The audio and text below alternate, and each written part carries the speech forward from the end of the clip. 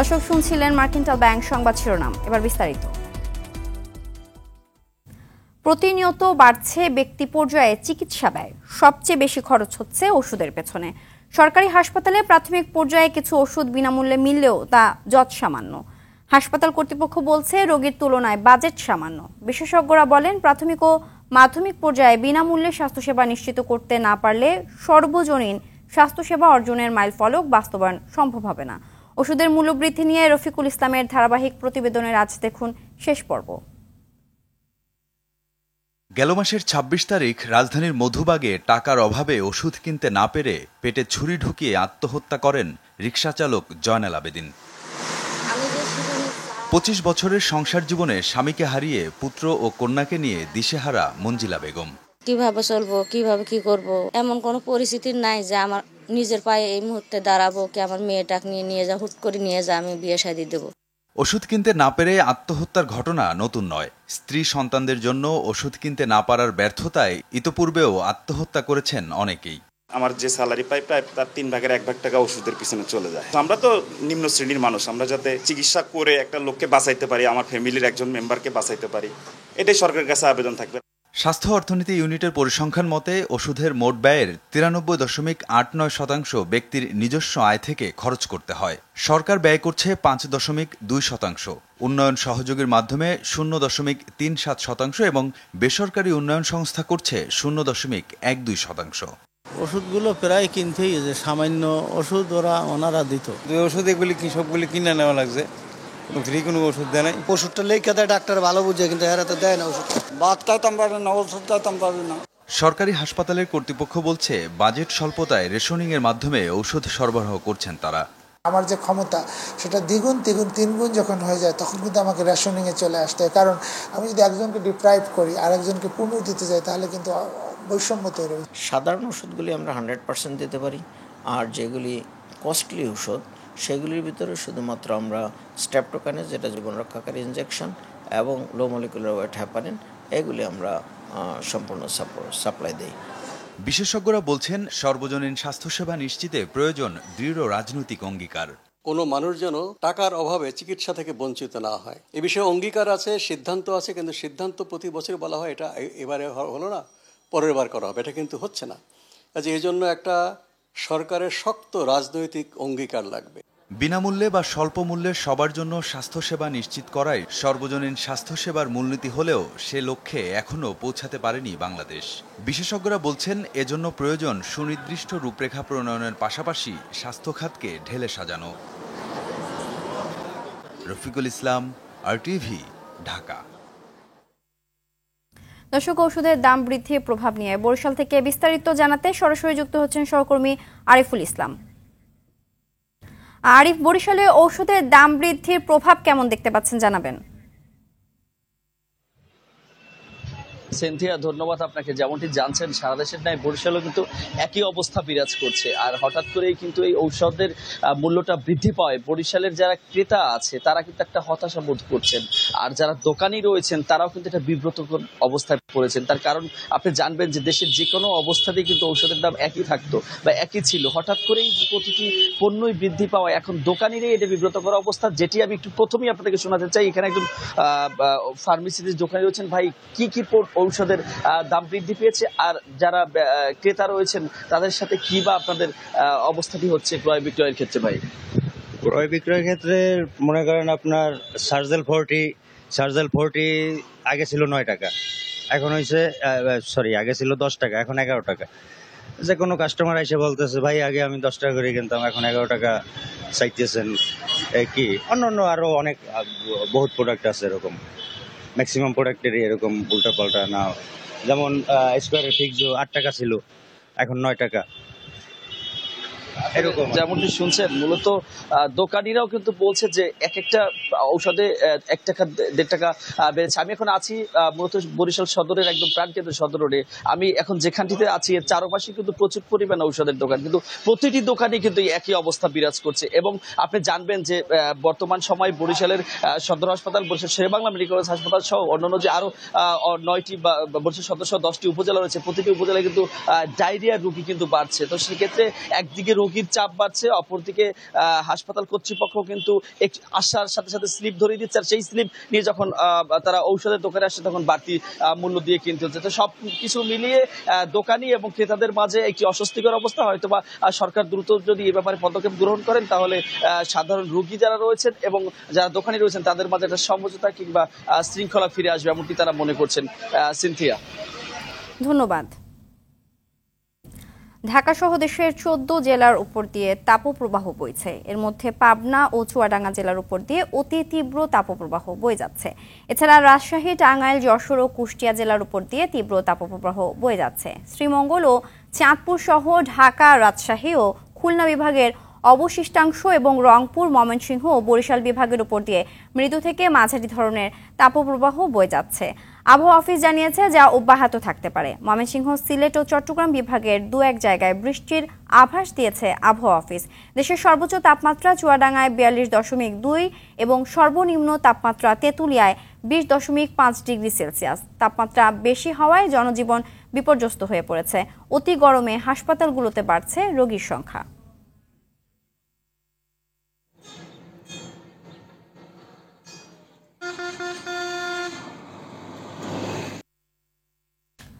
আবহাওয়া পরিস্থিতির সর্বশেষ অবস্থা জানাতে রাজশাহীর আগারগাঁও আবহাওয়া অফিস থেকে অধিদপ্তর থেকে যুক্ত হচ্ছেন এআর বাদল। বাদল, তাপপ্রবাহ আর কয়দিন থাকতে পারে? কবে মুক্তি মিলবে এমন গরম পরিস্থিতি থেকে জানাবেন। সিনথিয়া, আমরা যেটি জানতে পারছি যে এই অবস্থা আরো বেশ কয়েকদিন যাবে। বিশেষ করে যতদিন না বৃষ্টি হচ্ছে ততদিন এই অবস্থা থাকবে। যদি অনাবৃষ্টি বাড়ে সেক্ষেত্রে এই সময় আরো দীর্ঘায়িত হবে। তবে এখন পর্যন্ত আমরা জানতে পারছি যে আপাতত 5 দিন, আগামী 5 দিন আরো এরকম পরিস্থিতি যেতে পারে, এরকমটি আমাদেরকে আবহাওয়া অফিস জানিয়েছে। এবং তারা বলছে যে এই যে বিভিন্ন বিভাগে বা জেলার উপর দিয়ে যে অতি তীব্র তাপ প্রবাহ চলছে সেটি এখনই কমার সম্ভাবনা নেই, কারণ ওয়েদার যদি এই অবস্থায় থাকে তাহলে সেটি আরও দীর্ঘায়িত হবে। এছাড়াও ঢাকা সহ আরও যে জেলাগুলো রয়েছে সেগুলোতে মৃদু থেকে মাঝারি ধরনের তাপপ্রবাহ বয়ে যাচ্ছে, সেগুলো প্রায় একই রকম থাকবে। এছাড়া যদি কোনো কোনো বিভাগে বৃষ্টি হয় সেই সব বিভাগগুলোতে কিছুটা তাপমাত্রা কমতে পারে।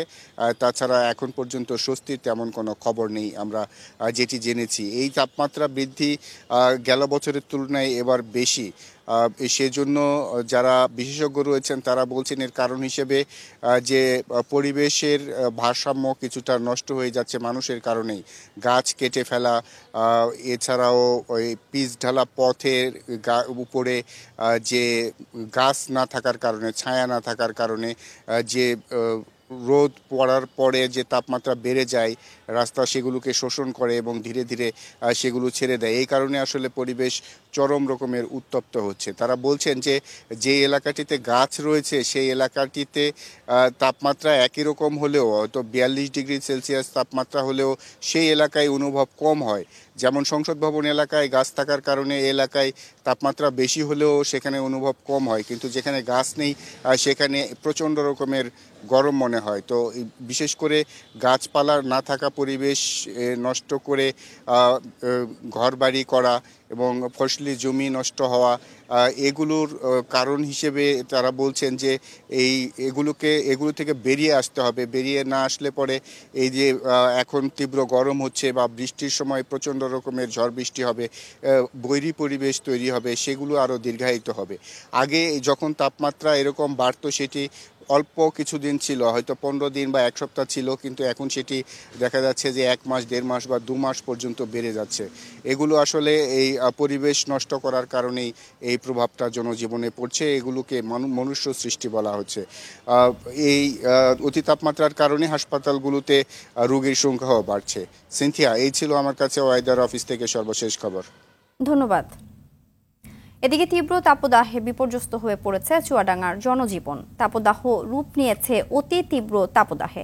রোববার দেশের সর্বোচ্চ তাপমাত্রা 42.2 ডিগ্রি সেলসিয়াস রেকর্ড করা হয় চুয়াডাঙ্গায়। সকাল থেকে সূর্যের চোখ প্রখর তাপে অতিষ্ঠ জনজীবন। হাসপাতালে বাড়ছে রোগীর চাপ, সামান্য স্বস্তি পেতে গাছের ছায়ায় আশ্রয় নিচ্ছে মানুষ। এদিকে তীব্র তাপদাহে শহরের পাশাপাশি গ্রামগঞ্জে বিদ্যুৎ না থাকায় স্থবির হয়ে পড়েছে জীবনমান।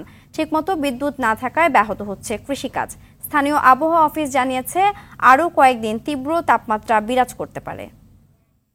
এই আবহাওয়া যে রোদ, আর ঘর থেকে বিশেষ কাজ ছাড়া বেড়াতে পারছে না। আর বেড়ালে মনে হচ্ছে এই আগুনের মতো ছাড়া লাগছে চোখে, বাইরে বেড়ানোর কোনো সুযোগই পাচ্ছে না। এই গরমের এই 1 সপ্তাহ 10 দিন ধরে এই তাতে মানুষ বেড়াতে পারছে না। এতে করে আমাদের ভাড়াবাদি কিছুই হচ্ছে না। আমাদের চাল ডাল কিনবো, 1 কেজি 2 কেজি চাল কিনতে পারছি না। ওই সারাদিন ঘুরে সকাল থেকে রাত পর্যন্ত ওই 200 হচ্ছে, 250 হচ্ছে, 300 হচ্ছে, আবার হচ্ছেও না। দর্শক, এ বিষয়ে বিস্তারিত জানাতে চুয়াডাঙ্গা থেকে সরাসরি যুক্ত হচ্ছেন সহকর্মী জহির রায়হান সোহাগ। জহির, গ্রামে থাকছে না বিদ্যুৎ, সেচ নিয়ে বিপাকে কৃষক, এ বিষয়ে কর্তৃপক্ষ কি বলছেন?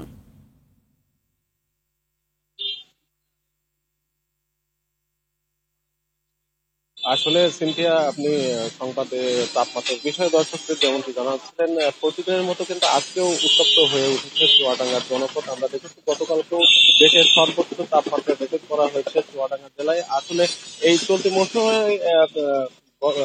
6 দিন কিন্তু দেশের সর্বোচ্চ তাপমাত্রা বিরাজ করেছে চুয়াডাঙ্গা জেলায়।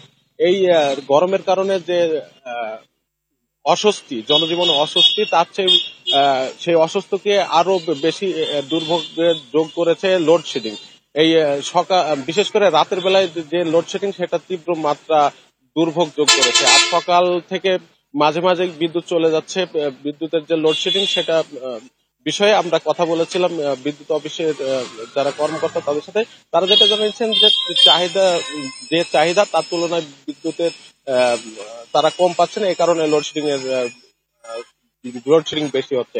আর শেষ যে কার্যক্রম, সেটা চরমভাবে ব্যাহত হচ্ছে। বিশেষ করে পানির স্তর নিচে নেমে যাওয়ার কারণে কিন্তু দিনের বেলায় কিন্তু সেচের যে কার্যক্রম সেটা হচ্ছে না। আর রাতের বেলায় এই লোডশেডিং, এই কারণে কিন্তু সেচ কার্যক্রম চরমভাবে ব্যাহত হচ্ছে। এতে কিন্তু ক্ষতিগ্রস্ত হচ্ছেন কৃষকরা, এটাই তারা জানিয়েছেন।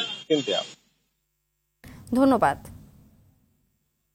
আজ 2 দিনের সফরে ঢাকায় আসছেন বিশ্বের অন্যতম ধনী দেশ কাতারের আমির Sheikh Tamim bin Hamad Al Thani. বাংলাদেশের রাষ্ট্রপতি মোহাম্মদ শাহাবুদ্দিন ও প্রধানমন্ত্রী শেখ হাসিনার আমন্ত্রণে বিকেলে হজরত শাহজালাল আন্তর্জাতিক বিমানবন্দরে কাতারের আমিরের অবতরণের কথা রয়েছে। সফরে জ্বালানি নিরাপত্তা, বাণিজ্য, বন্দি বিনিময় সহ 6টি চুক্তি ও 5টি সমঝোতা সই হওয়ার কথা রয়েছে। বাংলাদেশ কাতার সম্পর্কের মাইলফলক হিসাবে কালশি বালুরমাঠ পার্ক ও ইসিবি চত্বর থেকে কালশি উড়াল সেতু সড়কটি কাতারের আমিরের নামে নামকরণ করা হবে বলে জানিয়েছে পররাষ্ট্র মন্ত্রণালয়।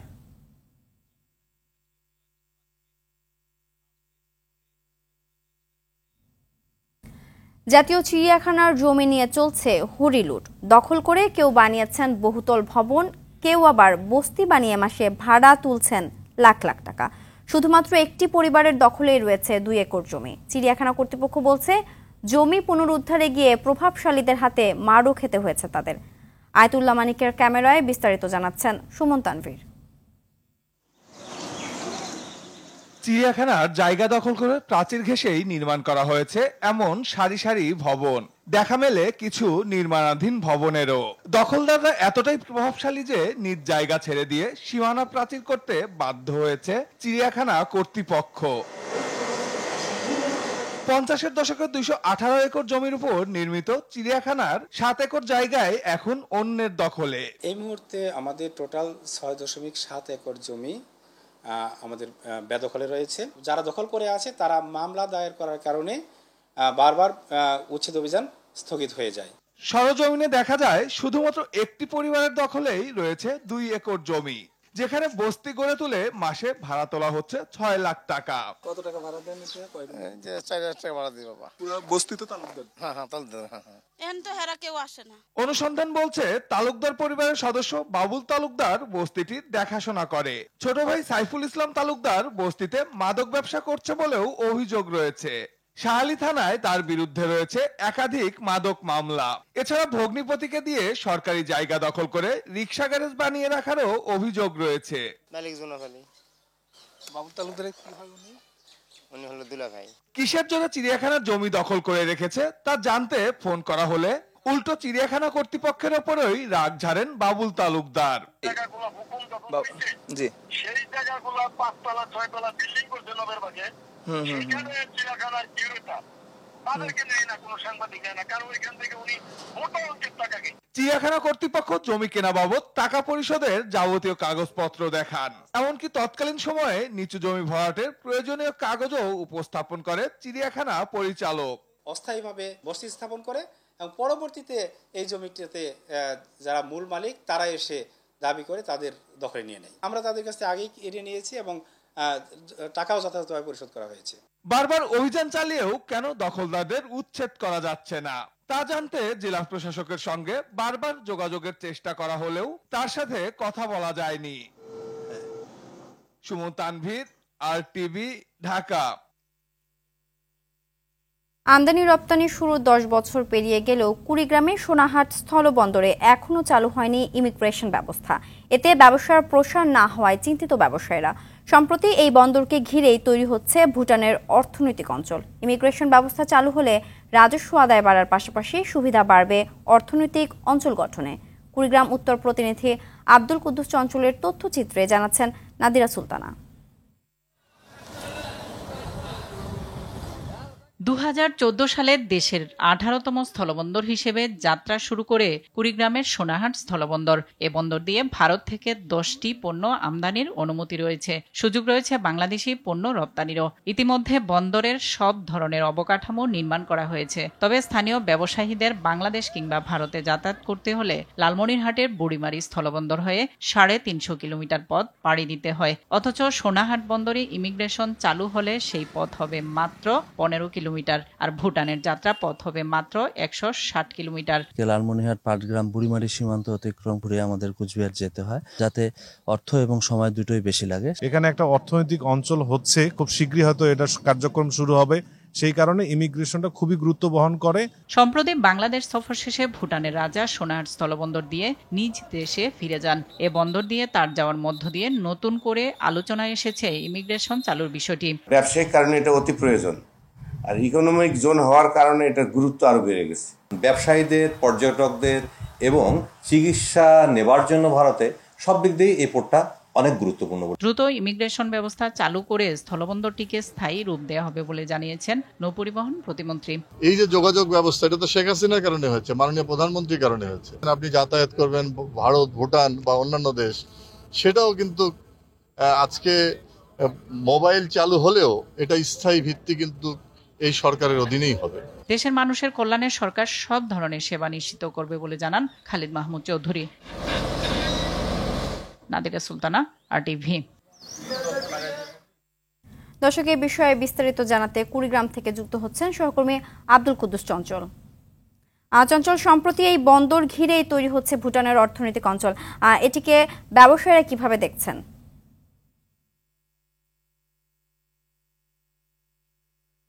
সিনথিয়া, আপনাকে জানিয়ে রাখছি যে এই সোনাহাট স্থলবন্দর মূলত এখানে দুটি দেশ কিন্তু এখানে আমদানি রপ্তানির সাথে জড়িত ব্যবসা হয়ে থাকে। একটি হচ্ছে ভারত এবং একটি হচ্ছে ভুটান, এবং এখানে এই সোনাহাট স্থলবন্দরকে কেন্দ্র করেই কিন্তু ভুটানের যে অর্থনৈতিক জোন এটি কিন্তু সৃষ্টি হওয়ার কথা রয়েছে। তো সব মিলিয়ে যেটি বলা যায় যে সোনাহাট স্থলবন্দরটি কিন্তু একটি গুরুত্বপূর্ণ একটি অর্থনৈতিক এলাকা বা ব্যবসায়িক কেন্দ্র হিসেবে কিন্তু ইতিমধ্যে গড়ে উঠেছে। আপনাকে জানিয়ে রাখছি যে ভুটানের যে প্রক্রিয়াজাত পণ্য রয়েছে সব কিন্তু আমদানির অনুমতি রয়েছে। এছাড়াও কিন্তু ভারত থেকে 10-এর অধিক কিন্তু পণ্য কিন্তু এখানে আমদানির অনুমতি রয়েছে। এছাড়া বাংলাদেশের যেগুলো অবৈধ পণ্য রয়েছে সেগুলো বাদে সব পণ্য কিন্তু রপ্তানি করার কিন্তু অনুমতি রয়েছে এই স্থলবন্দর দিয়ে, এবং এই স্থলবন্দর কিন্তু বাংলাদেশের অন্যতম একটি স্থলবন্দর রূপ নিয়েছে ইতিমধ্যে। এখানে কিন্তু প্রতিনিয়ত পাথর এবং কয়লা আসছে ভারত থেকে, এছাড়াও কৃষিজাত পণ্যও আসছে। আর বাংলাদেশ থেকে কিন্তু গার্মেন্টস যে পণ্য রয়েছে, ঝুট এবং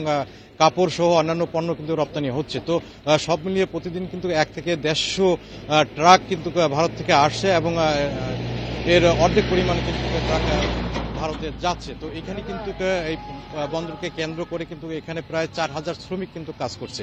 তো সব মিলিয়ে বলা যায় যে এখানকার ব্যবসায়ীরা যেটি বলছে যে ইমিগ্রেশনটা চালু হলে কিন্তু সব দিক থেকে একটি ব্যবসায়িক সহজ হয়। এবং আরেকটি বিষয় হচ্ছে অর্থনৈতিক অঞ্চল যেহেতু এখানে গড়ে ওঠার সম্ভাবনা রয়েছে, সেক্ষেত্রেও কিন্তু ইমিগ্রেশনটা অতি গুরুত্বপূর্ণ বলে দাবি করেছেন এখানকার ব্যবসায়ীরা। তো সিনথিয়া, এখানকার ব্যবসায়ী এবং মানুষের যেটি দাবি সেটি হচ্ছে ইমিগ্রেশনটা চালু হলেই সবকিছুই কিন্তু পরিপূর্ণ হয়ে যাবে। তো সরকারের পক্ষ থেকে যতদূর আশ্বাস দেওয়া হয়েছে, তো অতি দ্রুতই কিন্তু এখানকার ইমিগ্রেশনটা চালু হওয়ার সম্ভাবনা রয়েছে। তো সিনথিয়া, এই ছিল আমার কাছে কুড়িগ্রামের সোনাহাট স্থলবন্দরকে নিয়ে সর্বশেষ খবরাখবর। ধন্যবাদ। আন্তর্জাতিক প্রসঙ্গ। সৌদি আরবের বিভিন্ন অঞ্চলে ভারী বৃষ্টিপাতে তলিয়ে গেছে দেশটির অসংখ্য রাস্তাঘাট। কিছু জায়গায় বৃষ্টিতে ভেসে গেছে বেশ কয়েকটি গাড়ি। দেশটির আবহাওয়া দপ্তর বলছে চলমান এ পরিস্থিতি সোমবার পর্যন্ত অব্যাহত থাকবে। এ সময় দেশের বিভিন্ন অঞ্চলে মাঝারি থেকে ভারী ও শিলাবৃষ্টি হবে। এর প্রভাব পড়েছে রাজধানী রিয়াদ, দিরিয়া, হুরাইমালা, ধুরমা থেকে কুয়াইয়া পর্যন্ত। পূর্ব সতর্কতায় অংশ হিসাবে বন্ধ রাখা হয়েছে স্কুল, কলেজ ও বিশ্ববিদ্যালয় সহ অন্যান্য শিক্ষা প্রতিষ্ঠান। আবহাওয়া দপ্তর এক নির্দেশনায় উপত্যকা ও জলাবদ্ধ এলাকা থেকে দূরে থাকার অনুরোধ করেছে।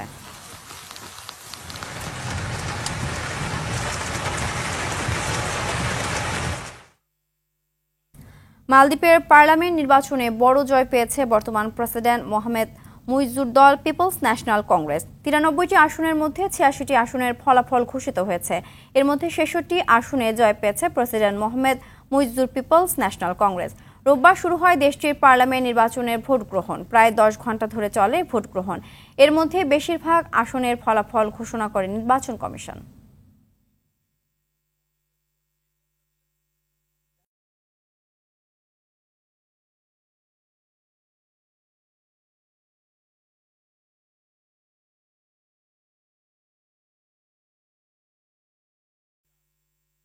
ফিলিস্তিনের গাজায় একটি গণকবরে 180টি মরদেহের সন্ধান পাওয়া গেছে। ফিলিস্তিনের জরুরি সেবা বিভাগ খান ইউনিস শহরের আল নাসের মেডিকেল কমপ্লেক্স গণকবরটির খোঁজ পায়। এছাড়াও গাজায় ইসরায়েলের অব্যাহত হামলায় নুসৈরাত শরণার্থী শিবিরে 7 জন ও রাফা শহরে 22 জন নিহত হয়। সংবাদ মাধ্যম আল জাজিরা এ তথ্য নিশ্চিত করে। এদিকে গাজায় অব্যাহত হত্যাযজ্ঞের মধ্যে ইসরায়েলের জন্য $26 বিলিয়ন বেশি সামরিক সহায়তা বিল পাশ করেছে যুক্তরাষ্ট্র।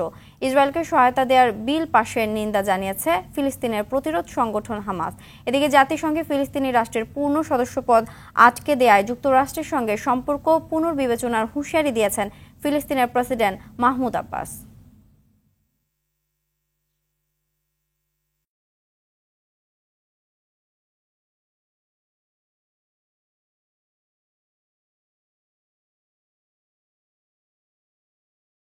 খেলার খবর, ফুটবল। এল ক্লাসিকোয় বার্সেলোনাকে কাঁদিয়ে শিরোপার আরও কাছাকাছি পৌঁছে গেছে রিয়াল মাদ্রিদ। স্পেনের সান্তিয়াগো বার্নাব্যুতে লা লিগার চলতি মৌসুমের দ্বিতীয় এল ক্লাসিকোতে চিরপ্রতিদ্বন্দ্বী বার্সাকে 3-2 গোলে হারিয়েছে ভিনিসিয়াস বেলিংহামরা। ম্যাচের 6 মিনিটে আন্দ্রেয়াস ক্রিস্টেনসেনের গোলে এগিয়ে যায় বার্সেলোনা। 18 মিনিটে পেনাল্টি থেকে আনচেলত্তির বাহিনীকে সমতায় ফেরান Vinicius junior.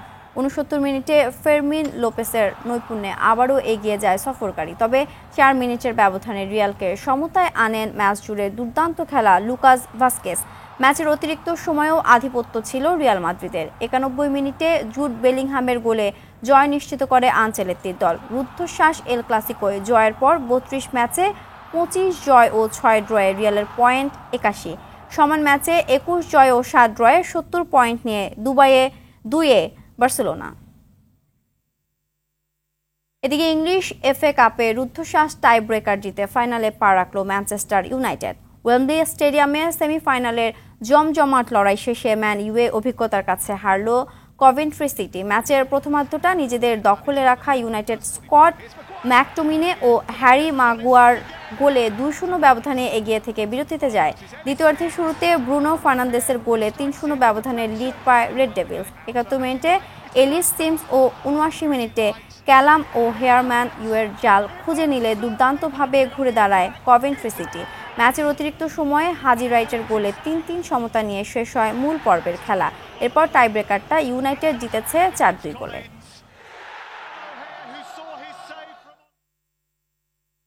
Cricket, 5 match T20 সিরিজের তৃতীয়টিতে পাকিস্তানকে বড় ব্যবধানে হারিয়ে সমতায় ফিরল নিউজিল্যান্ড। রাওয়ালপিন্ডিতে টস হেরে ব্যাট করতে নেমে 4 উইকেটে 178 রানের চ্যালেঞ্জিং সংগ্রহ তোলে পাকিস্তান। সাদাব খানের ব্যাট থেকে আসে সর্বোচ্চ 41 রান। জবাবে খেলতে নেমে মার্ক চ্যাপম্যানের 42 বলে 87 রানের মারমুখী ইনিংসে ভর করে 3 উইকেট হারিয়ে 10 বল হাতে রেখে দুর্দান্ত জয় তুলে নেয় নিউজিল্যান্ড। এই জয়ে সিরিজে 1-1 সমতায় ফিরল সফরকারীরা। আগামী বৃহস্পতিবার লাহোরে হবে সিরিজের চতুর্থ টি20।